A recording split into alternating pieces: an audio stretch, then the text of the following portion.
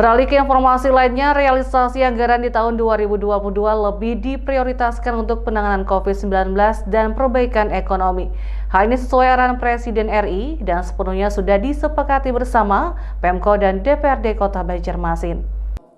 Kebijakan Umum Anggaran KUA, Anggaran Pendapatan dan Belanja Daerah APBD tahun 2022 telah disepakati bersama pemerintah kota dan DPRD Kota Banjarmasin. Sebelumnya, Badan Anggaran Banggar DPRD Kota Banjarmasin dan Satuan Kerja Perangkat Daerah SKPD beserta tim TAPD selama 2 pekan terakhir secara maraton melakukan rapat pembahasan, penetapan dan pengesahan nota kesepakatan alokasi anggaran untuk kepentingan membiayai penyelenggaraan pemerintahan dan pembangunan tahun 2022 ini ditandatangani Wali Kota Ibnu Sina dan pimpinan DPRD Banjarmasin dalam sidang paripurna tingkat kedua.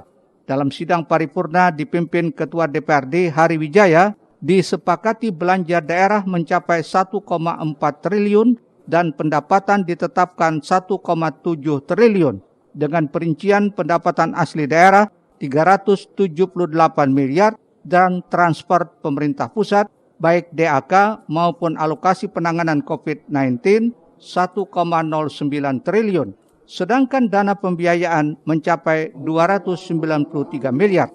Wali Kota Banjarmasin Ibnu Sina mengucapkan terima kasih kepada seluruh anggota Dewan dan SKPD beserta tim TAPD Kota Banjarmasin yang sudah membahas APBD tahun 2022 dan diselesaikan dengan cepat.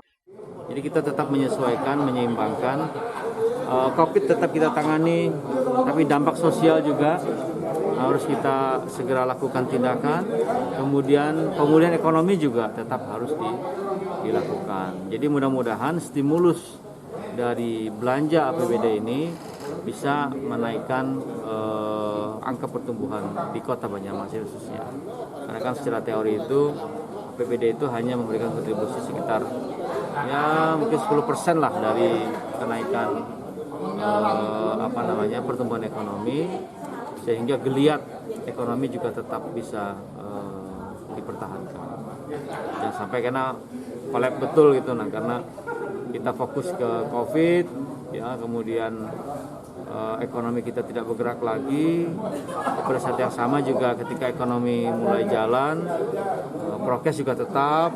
Kebutuhan kita untuk seperti rencana kemarin pembelian autoclave, kemudian untuk dinas kesehatan di rumah sakit, pemenuhan kebutuhan itu tetap kita prioritaskan, tapi juga untuk program-program pembangunan fisik lainnya yang harus segera dilaksanakan, termasuk juga pengadaan-pengadaan, itu tetap juga harus menjadi prioritas.